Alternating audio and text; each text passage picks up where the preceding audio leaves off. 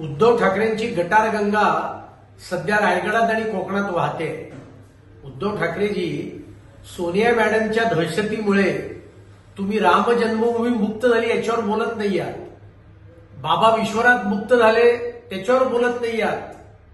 पण तोक्ते वादळ आल्यानंतर तुम्ही मुख्यमंत्री असताना एका दमडीची मदत कोकणातल्या लोकांना, रायगडच्या लोकांना केली नाहीत याच्यावर तर बोला. तुम्ही तुमच्या 2.5 वर्षाच्या घरी बसून काम करत असलेल्या कारभाराच्या काळात तुम्ही कोकणाकरता काय दिलं? तुम्ही कोकणात कधी फिरकला होतात? हा हिशोब जनता तुमच्याकडे मागते. आणि त्याच्यामुळे भाजपच्या आणि माननीय मोदीजी आणि माननीय देवेंद्रजींच्या द्वेषाने ओथंबलेली तुमची गटारगंगेचा लोकांना आता कंटाळा आलाय. लोक तुम्हाला घरी बसवणार हे नक्की. एबीपी माझा, उघडा डोळे बघा नीट.